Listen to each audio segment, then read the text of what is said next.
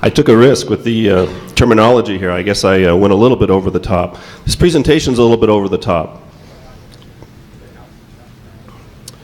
Okay, first thing I want to ask is how many people came to my presentation last year?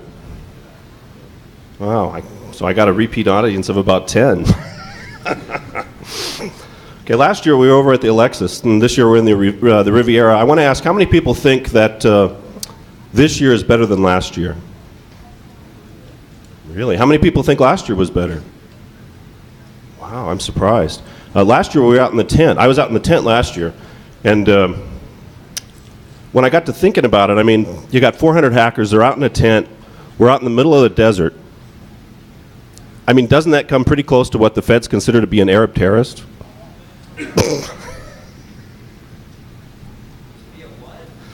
An Arab terrorist, think about it. We got 400 hackers, we're in a tent, we're out in the middle of a desert. Wow, I'm not gonna get any smiles tonight. Okay, we're gonna have a t-shirt giveaway. I'm gonna ask some questions. If you're interested in getting t-shirts, you might want to move up to the front rows here. Okay. Nobody wants a t-shirt either, okay. Another thing I want to ask about, I heard a rumor that Defcon got kicked out of the Alexis. Is that true? Can anybody confirm that for me?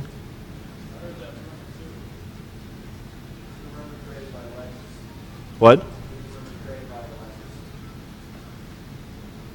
Okay, well, I kind of wanted to confirm it one way or the other.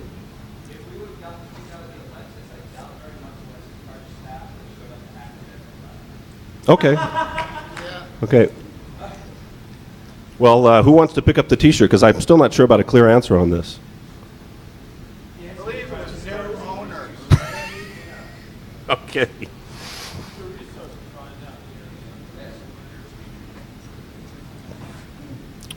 Okay, this presentation is going to be about unconventional manipulation of information. Most of what is going to be in this revolves around two ideas. One is meme theory, which has been discarded, and people think that it has no meaning anymore. I happen to disagree a little bit. And the other part of it is going to be a thing called shared context, which is basically what people believe, what the set of things that cultural beliefs that people have. What you can expect in this is that we're going to have a lot of nebulous examples. There's going to be a few outrageous ideas in here. There's going to be a little black magic, some weird science, and if you're lucky, I'll talk about my sex life, because that is a joke. Okay, everything that you're going to see ultimately derives back to a thing called Schramm's model. This is a communication model about how people talk and how they communicate. I've got Jack and I've got Jill. And ultimately, Jack wants to go up the hill and he wants to get a pail of water, right? So he's got some kind of idea in here that he formulates. He encodes it into some kind of common language. He transmits it to Jill. She's got to decode it, and then it's got to match her vocabulary here to be able to get something to happen. Ultimately, these two contexts need to be synchronized if we want to get anything done. Now, what we're going to do is we're going to go through here and we're going to see that there's two extremes. I can either have contexts that are completely synchronized if Jack and Jill were clones, or I can have contexts that have nothing to do with each other at all, in which case I can't get much done. If I happen to have fairly synchronized context, Jack and Jill can communicate, and I don't have too much problem in the way of conflict and transaction costs. But as I differentiate the information sets that each set of those people have, if Jack has a different information set than Jill, eventually what happens is I start getting transaction costs trying to figure out what I'm really talking about between each person, and I get conflicts because people misunderstand each other. And it is a geometric function. As I include more and more people, I get more and more issues with context not lining up. This is a really simple concept. I learned it like 15, 20 years ago in college. I did not appreciate the true value of it until the last 4 or 5 years once I started playing around with the data mining. It is an extremely powerful concept that can guide you in certain manipulations of information. It's very powerful. One of the things that's different now, because of the internet, okay, if we go back, through dozens, hundreds of years, there's all kinds of people that are doing advertising. We got politics going on. We got armies that are conducting psychological warfare. We got propaganda being put out by corporations. All these things have all been in existence for hundreds of years. But what's different now over the last 15 years is they now have a feedback path that's quantifiable, and it has a history path. Okay, it completely changes the dynamics of the situation. And I don't think the great majority of people understand that yet. Okay, this is probably where I went wrong, was the idiosphere. This is a mimetic term. This is a term out of meme theory. And what it refers to is the common set of all ideas of all people. Okay, so imagine that. Imagine a network stream with thousands, millions of channels, and each one of those channels represents an idea, and it's shared between certain people. I may have a bunch of hackers that know about addresses and memory spaces. I may have a bunch of people that know about social politics, and they know about lipstick. Okay, so there's a whole set of ideas that are shared between different subsets of people. One of the more outrageous ideas that we're going to do right here is we're going to take the original OSI 7 network layer, and we're going to put another piece onto it to get an idea of what we can do with these ideas.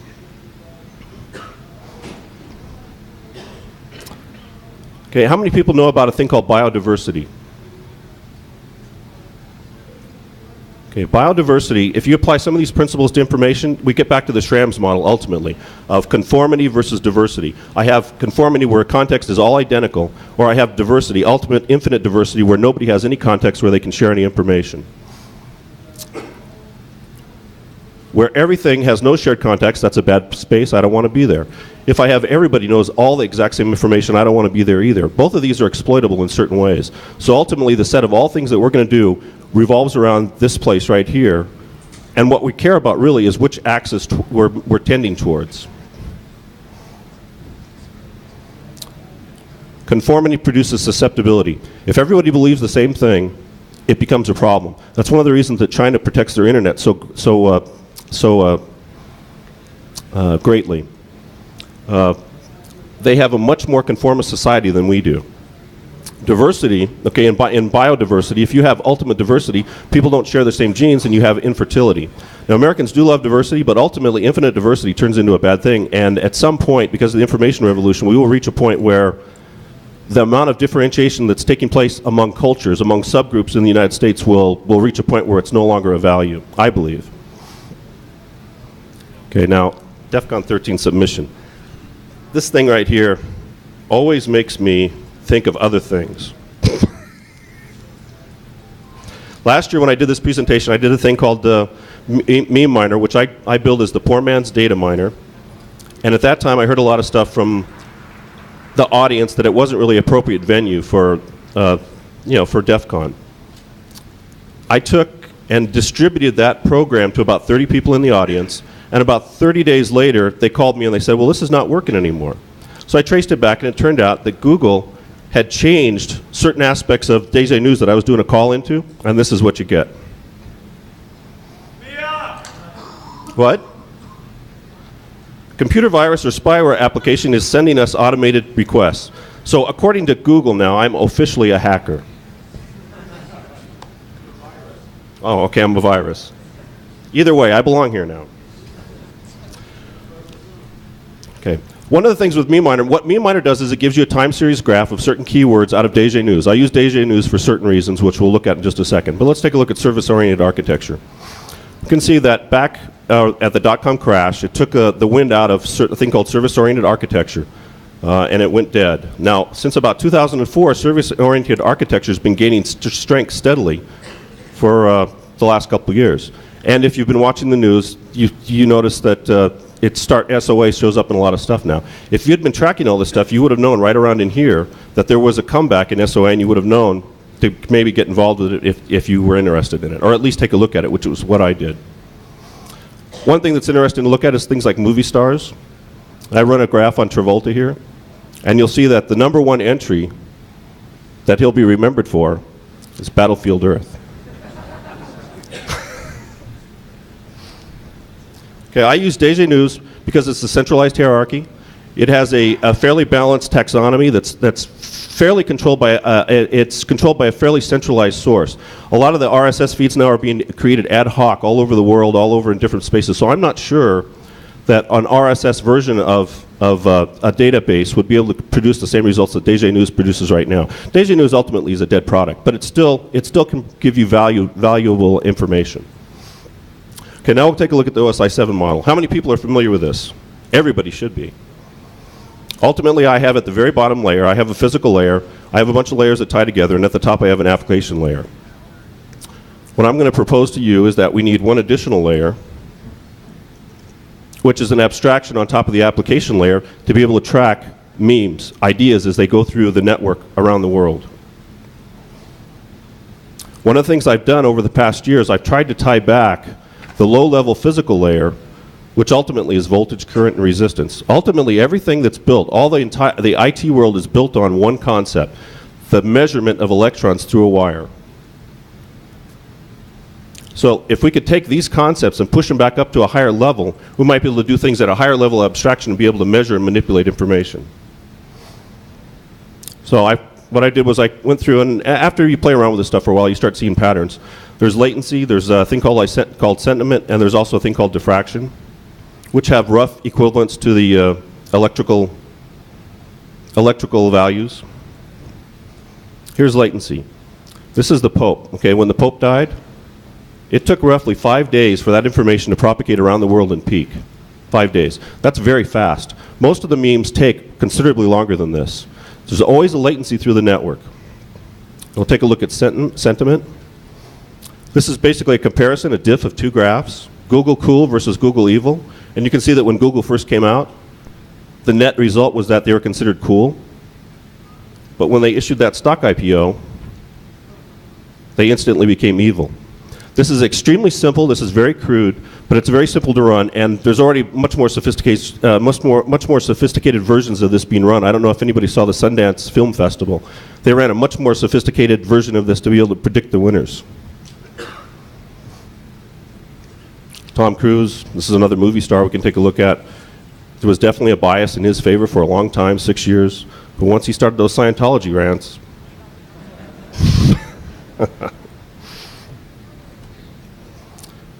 okay, what we're going to, now that's just the mem miner. This is basically a rehash of what I did last year. What we're going to talk about now is a little bit different. This is going to be more abstract. I think everybody is aware that the NSA is doing data mining. I think that's all come out in the news in the last year. Nobody knows that? Okay. Well, what we're going to do is we're going to take a look at an extremely crude example of the kind of things that you can do with this type of information. This is stuff that I did just off DJ News with a program that took me like 10 days to write.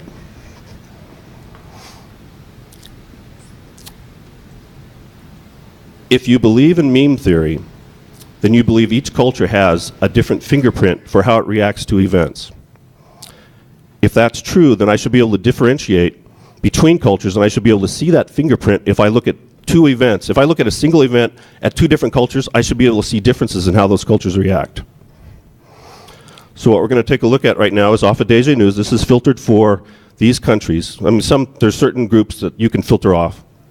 And if you look here, I got England, Australia, and Canada. And see how they've got a very similar reaction to the Iraqi war. Anytime that Iraqi war showed up. Now we're going to take a look at Europe. Here's England again, right? Now if you look at Europe, if you look at France and Italy, they have very different fingerprints from what you see for the Anglo countries. And if you look at the Asian countries, you get an even different fingerprint. The Japanese have absolutely no reaction at all, and Israel has a very different, very subdued reaction. All these sets right here are all within 2 times of each other. The lowest data set was about 8,000 items, the highest data set was about 16,000. So that's the kind of information you can get off. You can do a fingerprint of a culture. If I can map something, then I can predict it. If I can predict it, then I can manipulate it. Now we're going to talk about what probably drew some people in here. This is not something that people normally would want to talk about, but I'm going to go ahead and talk about it. I worked for a startup company in 2000. I worked for them for a couple years, and I built a team of people, about 20 people, and we went through a bunch of politics, and ultimately I left the company. And I wasn't happy about the fact that I had built a team. I had put a lot of effort into building a team, and someone else had used a bunch of politics to be able to conscript that team and take it away from me. So I kind of had an idea in my mind if there was some way that I could use information to disrupt the company. I mean, this is a very dangerous area.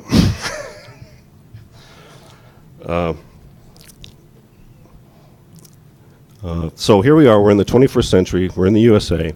Does anybody have any idea of one of the easiest ways to disrupt an organization right now in the United States at this time? Pretty darn close. Well, are you ready for this one? Are you ready? Here we go. Telling the truth. Just imagine if the government told you the truth about the Iraqi war, or they told you the truth about the deficit, or they told you the truth about, the NSA data mining. Imagine if your realtor had told you the truth about that house you bought. And imagine if you had told your girlfriend the truth about various things about yourself. It would be completely disruptive. So anyway, the plan for Sales Logics. I was in the military. Decimate. Does anybody know what decimate means? The true definition of decimate. 1 out of 10. In the olden days, if you could destroy 1/10 of an organization, you could destroy its organizational effectiveness, and it would fall to pieces. So my goal when I left Sales Logics was to disrupt the company, disrupt the team that I had created. I figured out of 20 people, if I could knock 3 or 4 people out, that it would basically reverse everything that I had done, set it back to a 0 point, and it would be like nothing had happened. That was my goal.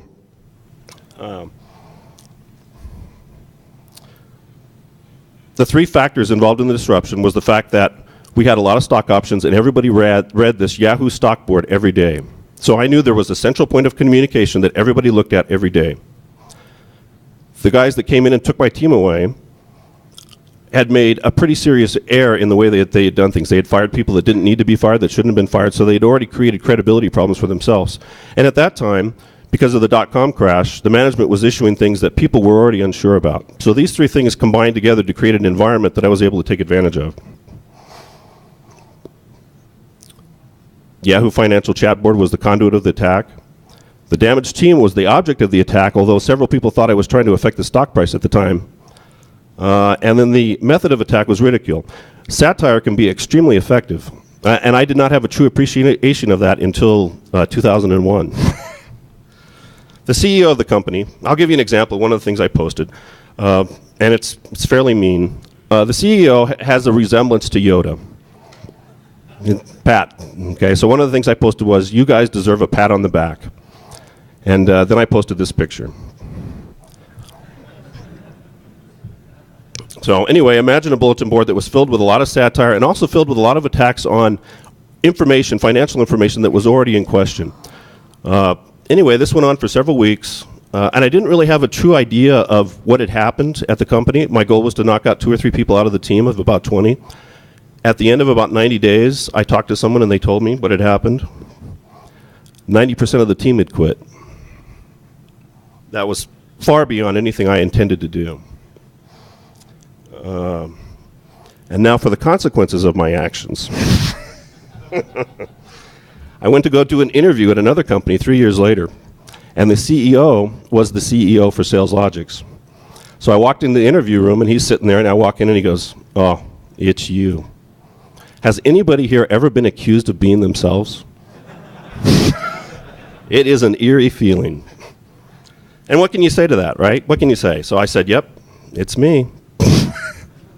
And he said, "You caused a lot of trouble." And I said, "Well, I didn't know that until you told me just now. I wasn't sure." He says, "Oh yeah, you disrupted the company for weeks. Just simply posting on that chat board. You got everyone upset, people quit, there was commotion." And so I'm sitting there and I'm thinking, there's 2 sides of me, right? I'm trying to get this job, it's a startup company, and I'm thinking, I just want to get my job, I don't really want to get into this. But then there's another part of me that's thinking, yeah, I fucked that place up. And I was surprised. I didn't realize that I had caused as much trouble as I had. What I've been playing around with for the last couple of years is various ways of propagating memes and forcing information to go in certain ways. The data mining is a passive. What? Yeah, I did get the job, as a matter of fact. They hired me the next week. No, that's a good question. I'm glad you asked that. I really am. No, the company went out of business. I mean, it went under like less than a year later. But I've been playing around with various ways of propagating information, and a lot of this is very experimental. I've had good success with a couple things. And I need to check the time here. What's the time? 20 after. Okay. Wow, I went a lot faster than I expected. I cut a lot of this out because I thought I was going to run over. One of the most effective things that I've discovered, which comes up over and over again over the last couple years, is a thing I call the mixed message pattern. This is a very abstract idea. Basically, I have a message that I'm going to propagate out to people, which has two embedded meanings. You send it out, and ultimately it's context based on what the target is thinking, what the target believes or what the target has been exposed to. So this guy right here, I happen to know that we share this in common, X. So when I send this message out, he's going to see only X. He doesn't know anything about the Z part. And likewise with this woman right here. She knows about Z, but she doesn't know about X. This is exactly how politicians manipulate you in campaigns. I don't know if people are aware of there's all conspiracy theory and all this stuff, but I've seen enough stuff with George Bush, with the Christian right. I don't know if anybody has seen those photographs, and I probably should have brought one down. There's photographs that have very explicit religious meaning embedded in them that are released to the press, that have him in a halo or have a cross up on the podium or whatever. I never paid any attention to those things because I'm not religious. But I can see now, after it was pointed out to me, that they're basically using a mixed message pattern to send one message to the Christians and one message to people like me who are agnostic. This is a very powerful pattern, and I played around with it a lot over the past year, and I've been surprised at what it's been able to accomplish. It can be very disruptive. If you propagate one set of information to a team, set of a team, and you propagate a different set of information to a team, you can create conflict and you can create all kinds of disruption. Now we're going to take a look at if you can detect if people are trying to manipulate information on you, if they're manipulation memes. I do believe that there is a small set of people now that are deliberately manipulating the internet in order to force ideas out and force things to happen. That was always true. Okay, that was always true. People always want to get their message out, and they always want people to believe. But I think that there is a higher abstraction, a higher level of people that are doing basically what I'm doing. They're doing it from a much more technical and theoretical standpoint. And we're going to look at a couple of examples here. One of the reasons I know about this is because I put my website together a couple of years ago, and I tried to do this. I thought that if I pushed out information in certain places hard enough that I could force the meme into the mindset and make things happen. It doesn't work. The idiosphere, okay, the sum of all people's beliefs and ideas, that has very definite resistance, it has quality of service, and it has saturation. Those are things that I absolutely believe now after playing around with it for the last couple of years. It works just like a network, and if you treat it like a network, it changes your ideas about what you can accomplish. I don't try and push my website anymore. I just let it run. I let it run at whatever rate it's going to run, because I've discovered that pushing it doesn't really do anything. It creates short-term effects, but ultimately those fade out almost immediately. How many people here are EEs? Okay. Well, in the transistor world, there's a thing called overdriving, okay, audio signals. If you push a transistor past its normal limits, it'll cut the signal. It'll clip the signal and give you distortion. Saturation, exactly. If you do that with memes and with ideas, you get a very significant pattern. You get an identifiable pattern. A normal meme would propagate through the network at an exponential rate and eventually saturate, and it would look like an S-curve. It wouldn't always look like this, but it would be close. Oops. An overdriven meme tends to look like this. It tends to spike as people drive it and they try and force something out into the mindset, and then it dies off because people really weren't interested. So this is kind of a pattern I look for now, because I did this 2 years ago. Here's Breitbart. Has anybody heard of Breitbart? There you go. This was going to be a hot thing a year ago. And if you look at this, there's virtually no knowledge. There is zero knowledge of this thing until July 2005. That's already a warning flag right there. There's zero knowledge of this. And then all of a sudden, there is a huge spike up of people talking about it. Now, I ran this graph almost a year ago. I went back a couple months ago and I reran the graph to take a look at what the results were going to be. Can anybody tell me what the results are going to be?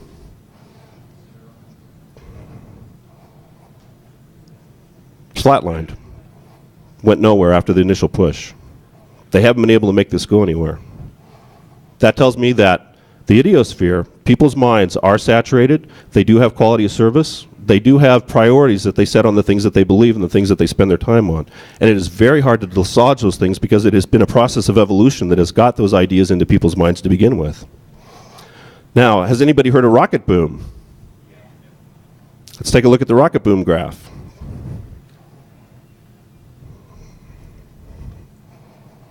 Looks exactly the same.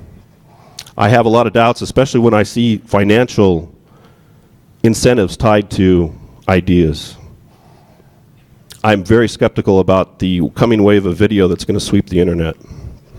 And I believe that the internet is skeptical about it too. Okay, vector web. One of the things that I've tried to do with my website over the past year is I have tried to basically create disease vectors. Does anybody know what patient 0 is? That's right, the initial infection. What I've tried to do is I've tried to subclass domains of certain knowledge and understand how those things are tied together over the internet, and then determine injection points for certain ideas that would be more, certain points would be more receptive to an idea than other points, and then push those ideas out and see how they propagate over the internet. And so basically what I'm trying to do is I'm trying to optimize a disease vector, and the viral marketing guys are trying to do the same thing. I've had limited success with it. My website's very successful considering how many people read it. I've got something like 12 or 13,000 links to it right now, although I only get about 70 or 80 readers a day. One of the things that the search engines could do, and I wouldn't be surprised if they're already doing it, is if they're basically collecting the same information. They already have the information they need. They know when a keyword was available on a website. They know when it was placed. They know where it is. All they'd have to do is basically add a entry point. They'd have to add a starting time. They'd have to go back and backwork it to do a frequency check to be able to understand when it started ramping up. And you could eventually tie it back to other sites if you really wanted to. I think you'd have to eventually categorize each of these memes into a taxonomy, because there are channels. There are definitely channels that information flows with inside people's minds. And they have to be categorized to be able to get any kind of reliable results. So right now, any of the search engines could put together some kind of basically disease vectoring capability with almost no work at all. Now we're going to talk about one more fairly outrageous idea. I wasn't sure I was going to reach this point. One of the things that's different about right now than has been different all through history is that every person in here is being exposed to a huge amount of information, far beyond anything they ever saw before. If you believe that people's minds are finite, that they can hold finite amount of information, and you believe that what they're being fed over the internet is fairly random, then what that means is we have what amounts to a cultural diffusion. We have what used to be a very common culture that was driven by the 3 TV stations, ABC, NBC, CBS. That kept everybody into a very narrow, very focused mindset where everybody had a very common context, common things to talk about. Now we have the internet, which has millions of different ideas, and I personally believe that we're watching a fairly slow devolution into smaller and smaller groups. And you can do a little graph here to get an idea of it. In the olden days, I would have a mainstream culture that had a normal distribution that looked like this. But as we go along, and more people get on the internet, and they abandon ABC or they abandon the news, all the controlled media sources, I believe that the fringe cultures are pushing out, they're becoming more popular, and the mainstream culture is shrinking. I can't prove this. I have samples that look like this. I have certain memes. I have a great deal of memes that I've run that show this, but I cannot prove it conclusively yet. But I do believe that if this is happening, it's a big issue. And I don't think that the powers that be are aware of how much trouble it can cause. If we go back through time and we take a look at the way information used to be pushed, it used to be pushed out through ABC, NBC, CBS. These were very coordinated. It was always the same information. Everyone got exposed to the same things. And then we went along and we had the Usenet groups that came out in 1980, and that was another differentiation, wider range of information. And now we've got 10 million blogs.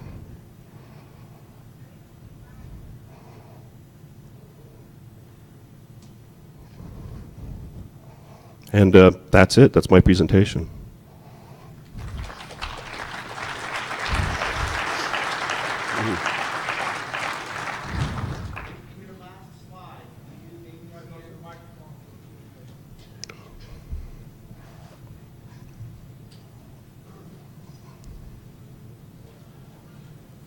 Very intriguing, the analysis of the broadcast media in the last slide. Why did you choose broadcast media and then print readable in the next examples rather than the print media versus print internet. Was that intentional or accidental? I'm reading No, it wasn't your facial intentional. expressions. It wasn't intentional, but the print media still, if you look at the majority of the print media 20 years ago, were still they're an oligopoly that was still fairly controlled. So they still fall pretty close into this model. I don't think there was 50,000 newspapers operating. Right, no, I agree. Okay, great, you've confirmed that. Thank you. I found what you did about cultural fingerprinting very interesting, but you did it based on subject to see how different cultures responded. Right. I know it's a more daunting task, but have you looked at trying to focus on a specific culture and fingerprint the issues that are, kind of do it in reverse? So instead of picking Find the out Iraq what War, issues drive the culture rather than... Right, and I think that maybe if someone could actually pull that off, people may be surprised what their perceptions of what a culture is interested in and what the reality of what the culture is really interested in. I can't tell you because I don't work for the NSA and I don't work for the federal government, but I would be shocked if they weren't actively researching this to be able to manipulate. If you really look at the model here, I wasn't going to go into this because I didn't think I'd have time, but I do think it's an important issue. And I think it'll surprise a lot of people.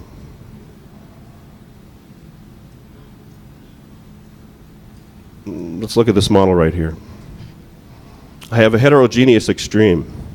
I have a homogeneous extreme. Can you tell me what countries those represent?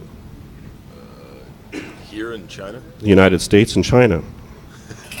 And if you're at either extreme, what did I tell you? You're disruptible either way.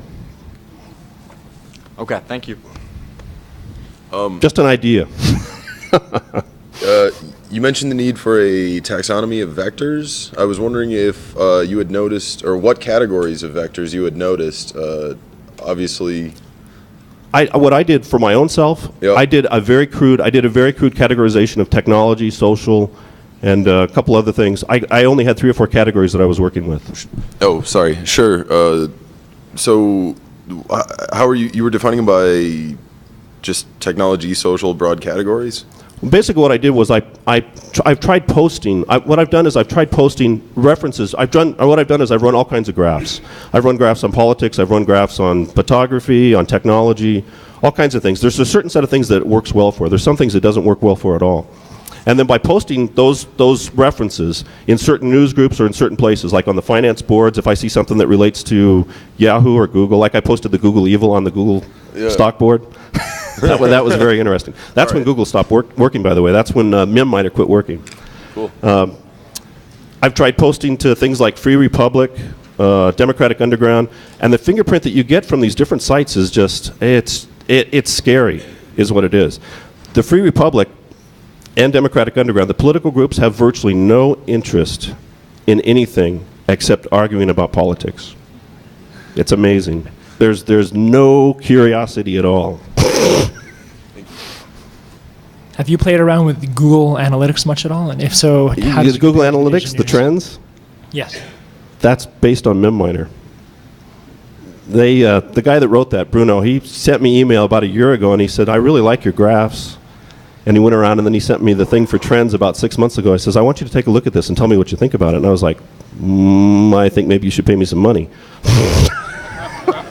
No, I didn't say that. I mean, it's their information. Ultimately, it's their information. I'm free-riding on their search engine. Have you looked at anything with the social networks like Delicious or Stumble Upon or Dig, and how... I've tried posting into Dig. I've tried... Stumble Upon was a good success of mine. Stumble Upon, a friend of mine sent me the link to it before it got as popular as it is right now, and I ran a meme on it, and I posted it to Stumble Upon. And then Stumble Upon propagated it out to their people. And then what I watched was my hit rate on my site rise in tandem with Stumble Upon. It was pretty interesting. It lasted for several months. I was just going to suggest that because I've had some success with doing that through Stumble Upon. I tried to do it with Dig, and it didn't work at all. Dig threw me out in a second. There's too much. It's too big a community right now. I don't know if it's... I'm not sure if I buy that it's too big of a community. I'm not sure... I'm not sure what I believe about the filtering mechanism about many, many people. I think if you threw the right item in, I just think I threw the wrong items in. Thanks. I had a question about your last graph. I think it sort of displays a sort of unbalanced picture of the state of information in human society because your last graph examines really the last 50 years. But I think that what that's really showing is a state of renormalization after disruptive technology was introduced, namely radio wireless transmission. That's introduced. It's very expensive. As the cost goes down, you go back to a smaller mainstream, less of a mainstream. Same thing, similar things are, if you look back in history, you have small kingdoms, you have villages, towns, not much communication between them. Then you get printing press. That is a disruptive technology. As that goes down, your mainstream fractures again. In view of that, what do you see currently in development that you think has the potential for being a new disruptive technology to regain that control of the mainstream? Exactly what I just showed you. The fact that if you understand this information, I think the internet is far more disruptive than most people realize right now. I think that the NSA, I think any government that really wanted to, or any entity, I think a corporation could do it, that wanted to spend a little bit of money on data mining and on disease vectoring could do a fair amount of manipulation. Now, I do think ultimately one of the reasons I believe in this model right here. Well, you know what? Let's go back to this real quick. What's my time? 11:40. Okay. One of the reasons that biodiversity works the way it is, if I have disease vectors, let's say that I start off with a context, everybody has the same genes, and I get a disease, right? It wipes everybody out. So there is a natural incentive to move towards some kind of level of diversity. If I'm being attacked by disease vectors, I have a natural tendency to move towards more diversity. If I get people on the internet that are manipulating it explicitly to be able to push out their, push out their company or make their money on it like this, what is the reaction to that? More diversity. So I think what you're seeing is a breakdown of the most common structures into smaller and smaller structures because that's disease resistant. I think it will become harder and harder to be able to manipulate things as more and more people try and do it. And eventually it will drive a model that looks very much like this, except it'll be differentiated by much, much more. Ultimately what that leads us into in the United States, I mean, if you're old like me, I'm 50, I have a different view of the United States than people that are 30. I remember when it was a common culture and when it could move unilaterally and it could achieve things. And I think China still is that way. I think that if we have a great deal of diversity and a great deal of small groups that are very self-involved, it becomes very hard to motivate the culture to achieve large-scale things. I question whether we could recreate Pearl Harbor right now. I question whether if we were truly attacked like 9/11, whether we would have the ability to respond like we did in Pearl Harbor, because we're obviously not responding like that right now. Whether you believe in the war or not, I think there's a difference in the capability of the United States to be able to respond because of the level of diversity we have now. You mentioned something near the end about the finite brain. Do you think that young people who are growing up with a vast amount of information around them actually are thinking differently than people of my generation or your generation, that their brains are becoming different? I do. I think that they have a different way that they think and a way that they approach certain things. But that may be true for every generation. Seeing some of the analysis that you've got here in its technical nature, I'm reminded of some areas that may be a bit more philosophical, and I was wondering if you're influenced by or have thought about anything with regard to, say, the work of either Marshall McLuhan or even getting a little further out there, William S. Burroughs. I know Burroughs' name. I know McLuhan stuff, the media, but I wouldn't say any of them have influenced me. The two people that have influenced me the most would be Coase, transaction costs. I can't remember his first name now, Richard or Robert. He did a lot of stuff about transaction costs in government and why certain structures exist in spite of a free market, and how organizational structures minimize transaction costs. And the other one would be Schramm, the communication model. Like I said, almost everything in this ultimately devolves back to a Schramm model of context, shared context, differentiation. Thank you. Which is why I put it at the very beginning. I was hoping everybody would walk away with Schramm. Hi. I am absolutely fascinated by your graphs. And this may be a little bit out of your field, but I study metaphor analysis. And I was wondering if you could offer perhaps a computational model for quantifying embedded metaphors, embedded memes. Let me give you a really relevant example to this con. In the past, when we were talking about our thought processes, we used a metaphor like, it was called like the cow's udder metaphor. We would digest information. And that is how we as a culture thought about our thought. But now we process information. The brain is a computer now. It no longer digests things, it processes things. And before computers, obviously nobody used this metaphor. So this is kind of like a meme that's buried underneath in our linguistic model. There's another one, all of this thought right now about like cycles. Time being a cycle rather than something that moves forward linearly. That's a very Eastern concept, and as our cultures have blended, that has moved into our speaking patterns. I was wondering if you could offer a model for mapping things that are embedded like that, because that would be really awesome. There's other people working on that. There's the thing I had there with Tom Cruise, the good versus evil. That's a very crude semantic map. There's other people. I mean, I did that a year ago just off. I want to make something really clear here so that everybody understands this. This is extremely crude. This is extremely crude, very simple, and it is somewhat untrustworthy. Now, I do believe that you extract real information out, but I've seen where it doesn't work right for various reasons. The graphs that I pulled out, they're right maybe 70% of the time. Mm-hmm. So I want to make sure everybody understands that there is a huge amount of potential error here. There are people that are doing semantic mapping work. Like I said, the Sundance Film Festival, what they did was they put together sets of keywords that represented certain phrases, and they were able to do a fairly good guess at what films were going to win the film festival, just based on people's comments. Right, but that's conscious stuff. That's stuff that people can think about consciously, like their feelings about Tom Cruise or their feelings about the Iraqi war. But I think ultimately, anything in the unconscious is reflected. Ultimately, we're dealing with language. Ultimately, that's all you can deal with is language, and you have to hope that the subconscious is reflected in that, because that's all we have to work with in the internet. With the internet. Okay. I mean, until we get video everywhere and you can build something that can analyze people's facial expressions. The more you talk about diversity, the more that the few biology classes I've taken over the years are kind of rumbling around in my brain.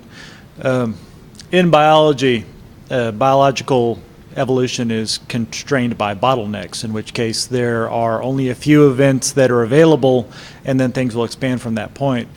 Already you've talked about some of the technological bottlenecks, like transforming over to radio, transforming over to television, where things will expand. Have you noticed any event bottlenecks that occur? For example, the events of 9/11, things like that. Oh yeah, I've got that on my website. You can clearly prove that there is a quality of service that goes on in the human mind. When 911 comes along, there is a huge spike up of allocation of bandwidth to 911 and terrorists. There's huge spike ups in those keywords. And there is a concurrent fall in other keywords. There's things that people abandon. And believe it or not, one of those things is sex. I was shocked that at 911, the keywords for sex drop. So there's definitely an allocation of bandwidth going on. I didn't talk about it much because I didn't think I was going to have time. And I probably... Depends on the type of sex. That's a dangerous area. You must have missed the beginning of my presentation.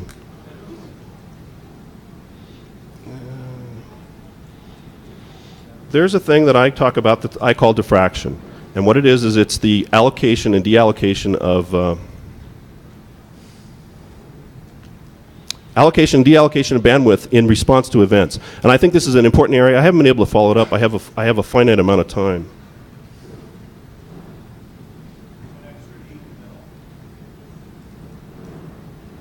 But I'll show you a graph real quick, if I can get on here. I wasn't planning to do this. Is it 11:43 right now? You have 15 minutes. Okay. Okay, well, in that case, we'll bring this up. If you go to my website, there's far more here than I went into.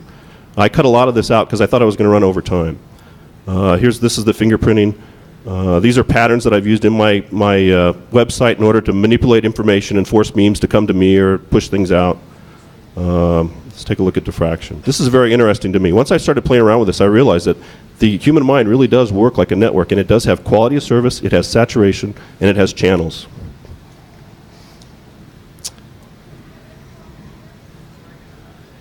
Pope. This is the Pope dying.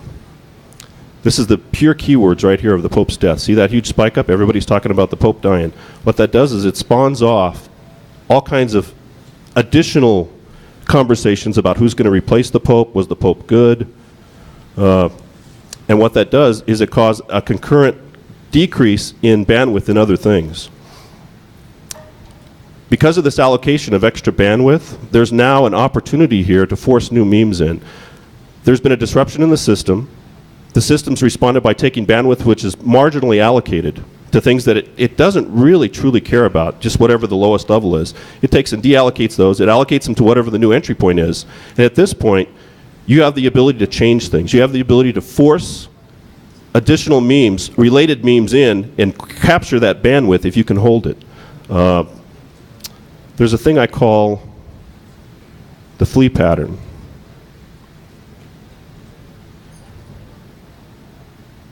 And I use this in my website. My website rides on the back of the search engines right now. I explicitly use the search engines to drive traffic to my site. So I do all kinds of things with search engines. I do searches on Google. I use Google in some of my graphs. A meme enters the bandwidth. It captures a certain level of bandwidth. At the point that it enters, it actually gets allocated more bandwidth than it will eventually have, most of the time. If you can associate your meme, something that you want to have happen, with the meme that's entering, and you can create some kind of binding between them, a shared context, a lot of times what you can do is you can capture that allocated bandwidth and hold it. This is a pattern. This is a very high-level abstract pattern for being able to force information into people's minds. Scary, huh? Scary that I even thought of this. Right, exactly. And that's why I think it's important that people understand that this is happening anyway.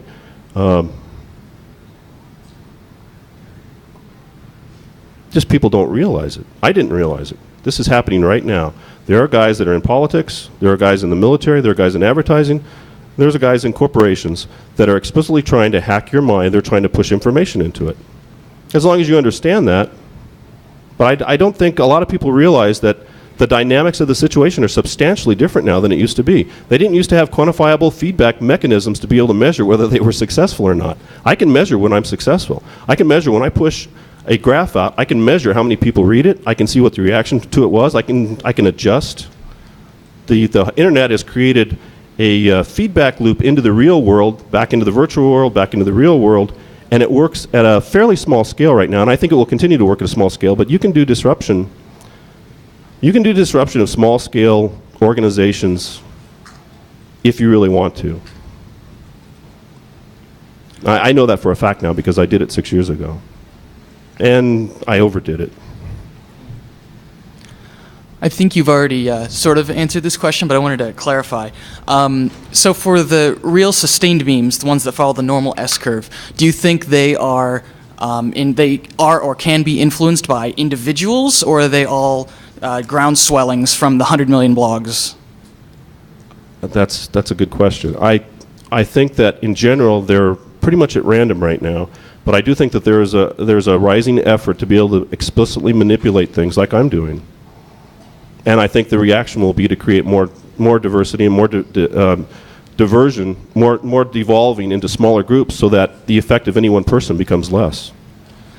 I asked because I was thinking of, during your talk, I was thinking of people like Tim O'Reilly or Cory Doctorow, who definitely, I feel, have great influence over some of these memes, but it's either, it's possible that they are just the mouthpieces of, the ground swelling. Well, I want to point out that there's a difference between an idea and a difference of manipulating an idea. Generating an idea is one thing, manipulating and forcing it out into the public is a different issue. There's two separate things there. Yeah. Thanks. Time? Okay, thank you.